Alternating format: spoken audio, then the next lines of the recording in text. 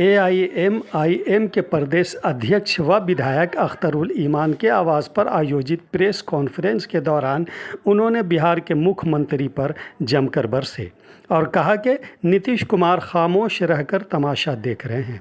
न तो दंगाइयों पर लगाम लगा और न ही मॉब लिंचिंग व मुस्लिम हत्या पर मरने वाले लोगों को मुआवजा दिया गया।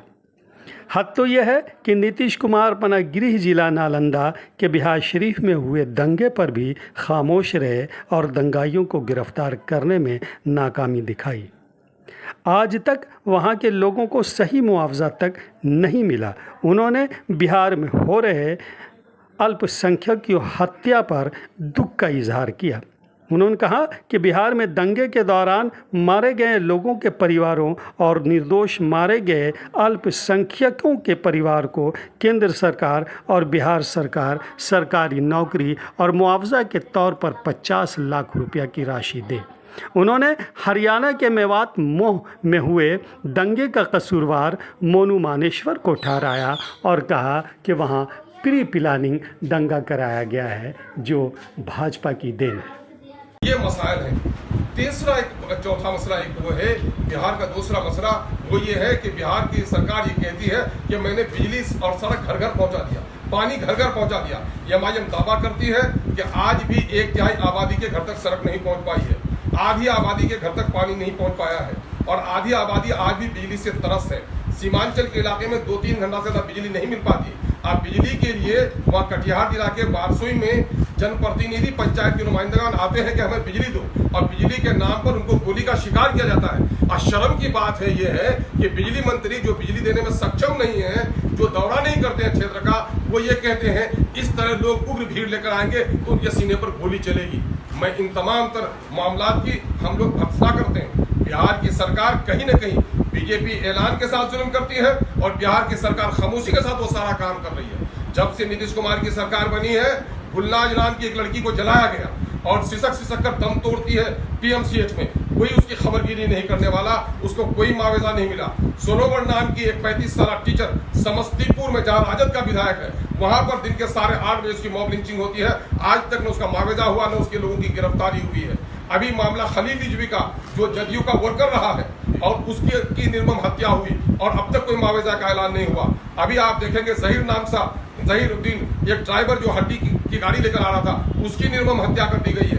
अभी 3 लड़के को गिरफ्तार किया गया यहाँ पर मुजफ्फरपुर में और उसका पोस्ट देवरिया में। और उसको क्या था मामला कि पुलिस ने कहा कि साहब ये लोग बैंक लुटेरे हैं, उसको पीटा गया, उसने लुटा ही नहीं तो इकरार कहा करता। नतीजा है कि पुलिस ने पीटते सराफत का को 35 साल एक नौजवान को या 29 साल एक नौजवान को पुलिस की कस्टडी में दम तोड़ दिया। ये सारे गया में मॉब लिंचिंग का मामला हुआ है और यहीं पर आप नालंदा में आप देख रहे हैं कि बिहार शरीफ में जो कुछ हुआ है वो भी आपके सामने में है। आज तक नीतीश कुमार जी ने न बिहार शरीफ के दंगाइयों के खिलाफ कोई कार्रवाई की, न वहाँ के चले हुए मदरसे और कुरान और दूसरी दीगर किताबों का कोई मुआवजा की बात कही है मदरसे की तामीर के लिए, न अपने अफसोस का इजहार किया। हैरत की बात यह है कि मुल्क की सतह पर वर्दी के नौजवानों ने चुन कर मुस्लिम को और दलित को गोली चलाया वहां पर पालघर में।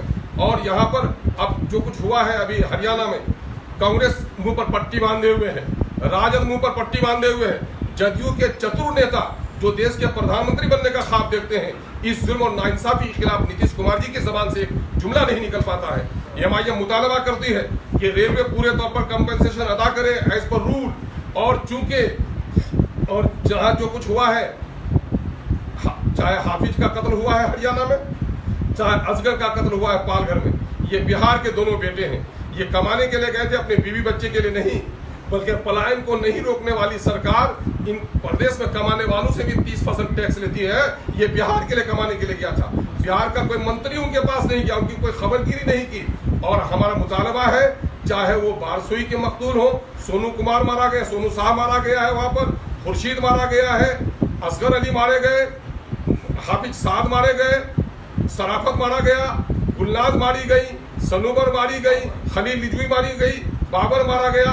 इन तमाम तर लोगों को 50-50 लाख रुपए का मुआवजा इनके परिवार को लोगों को दिया जाए। नीतीश कुमार जी कहते हैं कि राजस्व में सबसे देश की राज्य की संपत्ति में सबसे पहला अधिकार आपदा पीड़ितों का है। आपदा तो नेचुरल क्लैमिटीज भी है, लेकिन ये तो आपदा नहीं, ये तो आपकी लापरवाही का नतीजा है। तो इन तमाम तर फैमिली को 50-50 लाख रुपए का जुर्माना हो या हर्जाना हो या उनकी फैमिली के लिए सहायता राशि हो, ये देने का ऐलान करें। साथ ही उनके घराने के एक फर्द को सरकारी नौकरी दी और मुतालबा है कि चेतन कुमार को फांसी दी जाए और उस पर यूएपीए के नाफिज किया जाए। और जिन पुलिस के अहलकारों ने एक चार्ज शीटेड, बल्कि कहिए कि वारंटी दंगाई, जिसका नाम मोहित यादव उर्फ मोनू मुनेसर है, उसकी क़यादत में शोभा यात्रा निकाला जाता है हरियाणा में। और उस शोभा यात्रा में जिस तरह के नारे लगे और जिस तरह हथियार का प्रदर्शन हुआ, उसने वहाँ के माहौल को सांप्रदायिक कर दिया और उसके नतीजे में वहाँ पर कई शहरों में दंगे हो गए। और अफसोस कि गोरगांव में मस्जिद के एक इमाम को, जिसका ताल्लुक सीतामढ़ी से का रहने वाला है, शादाब की निर्मम हत्या कर दी गई। और पूरे हरियाणा में इस वक्त खौफ का माहौल है। इंटेलिजेंस की रिपोर्ट थी कि इस शोभा यात्रा के इस रास्ते से गुजरने से वहाँ पर कुछ न कुछ कशीदगी, कुछ न कुछ तनाव हो सकता है, लेकिन उसकी कहीं परवाह नहीं की गई। राजस्थान की सरकार जिस मोहित यादव ने नासिर और जुनैद का गौरक्षा के नाम पर जिंदा जलाने का काम किया था, उसके नाम पर तो वारंट जारी किया दिखावे का, लेकिन उसको गिरफ्तार नहीं किया। और हरियाणा की सरकार ने एक ऐसे शख्स को जो सांप्रदायिक तनाव पैदा करने का मुजरिम है और उसके क़यादत में पूरा काफिला निकलता है, शोभा यात्रा निकलता है, भद्दे फोहर किस्म के नारे लगाए जाते हैं, और उसको रोक लगाने का काम नहीं किया। गर्चे उसने मीडिया को इंटरव्यू दिया है, उसने कई दिन पहले दावत दी है, उसके बावजूद मैं समझता हूं कि ये कहीं न कहीं से खट्टर की सरकार की उस पर पुष्ट होना ही रही है। दूसरा मामला ये रहा है कि वर्दी का काम जान माल इज्जत की तहफ़्फ़ुज़ है, लेकिन जिस तरह से वहाँ पर बम्बई से जयपुर जाने वाली ट्रेन में वो पालघर के नज़दीक में वो जो चेतन कुमार ने, जो आरपीएफ का नौजवान है, उसने एक दलित पुलिस ऑफिसर को भी अपनी गोली का निशाना बनाया और चुन चुन कर अलग अलग कंपार्टमेंट में जाकर मुस्लिम चेहरे को देखकर 3 मुसलमानों के सीने पर उसने गोली चलाई। एक का ताल्लुक इधर कर्नाटक से, एक का हैदराबाद से और तीसरे का ताल्लुक यहाँ बिस्फी क्या कहते हैं मधुबनी से रहा है। वो भी बिहार का सपूत है। 4 बच्चियां उनकी हैं, एक बच्चा है मजदूर किस्म का आदमी है, उसके सीने पर गोलियां चलाई। इसके माने मरकजी सरकार जो है इस वक्त ये चाहती है कि 2024 को सामने में रखकर मुल्क में ऐसी कसीदगी, ऐसा सांप्रदायिक तनाव बन जाए कि उस सांप्रदायिकता के तनाव में उनकी सियासी रोटी सेकी जाए। मुझे तो हैरत ये है कि जो भाजपा के खिलाफ जिन लोगों ने गठबंधन बनाया है, इंडिया जिन लोगों ने तश्कील दी है जिस गठबंधन ने, उस गठबंधन के नाक तले या दरभंगा के कमतौल में वो जो मालपट्टी है, मालपट्टी में एक मुर्दे को जलाने की बात आई। जमीन झगड़ालू है, मुतनाज़ा है, कोर्ट में उसका डिसीजन होना है। एडमिनिस्ट्रेशन को खुद चाहिए था कि उस मुतनाज़ा जमीन पे विवादित भूमि पर किसी की लाश नहीं जलाई जाए।